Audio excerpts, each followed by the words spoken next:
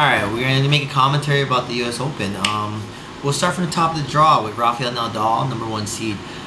When I watch Nadal play, I watch how far off the baseline he's playing, and I'm amazed at how far off he plays.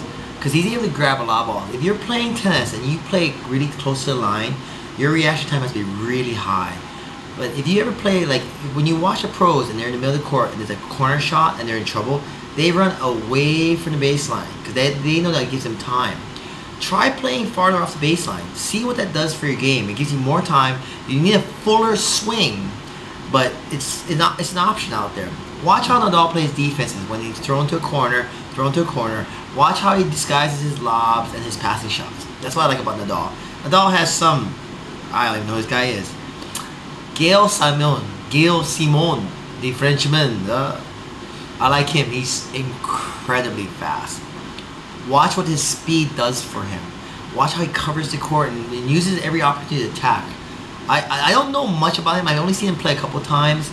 But what I liked about him was his two-handed backhand and his just tenacity to get into the ball. Don't give up on the ball. Go for every ball. A lot of players pull up, and they think, and then before you know it, they can't get to it. You gotta train yourself to go after the ball. You'd be surprised at how many balls you get back. Feliciano Lopez, I don't know anything about him. We're going down the draw, and I just want taking a peek here.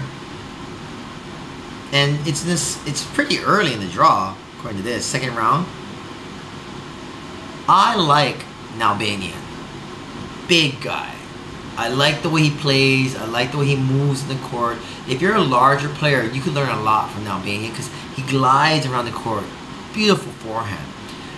Watching Roger is kind of like the model for the all-court player, but it's also kind of like, how do you play like Roger?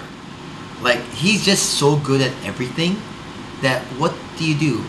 I would take from him how Roger uses the court, and although he can do everything, serve and volley, come to net, full all-court game, how he just pretty much uses his forehand to dictate, and he comes to court, serves and volleys sporadically. You want to give variance in your game. The last tip I can give you, because there's just so many pros out there and so many different players, watch how they move. When you're watching the point, look at their feet. Look at the shot selection when in the corners. Look at the shot selection that's coming in.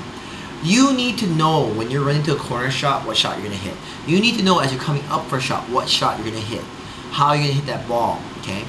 Djokovic, I never really liked him because he tends to wilt as the pressure builds up on him. Marty Fish is a good example of what happens when you dedicate yourself to the game.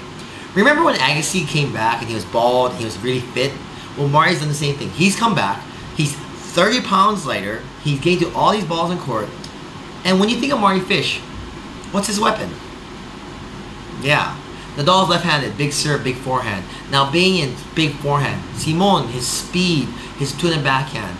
Federer, his big forehand, his ability to serve and volley. Marty Fish. I know Marty likes his backhand. I know Marty gets a lot of balls back. I know Marty has a decent serve.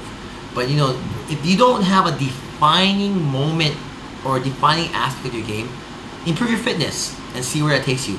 Lose weight. 10 pounds. Can you imagine what it's like playing with 10 pounds strapped to your body? That's what you're doing right now if you're 10 pounds overweight. Or 20. Or 30. Okay? And understand what age does to your game.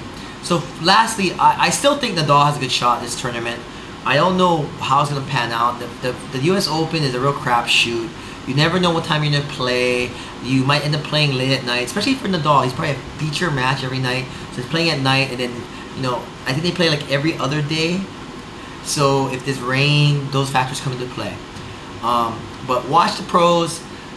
Focus on those things I talked about and see how it helps your game.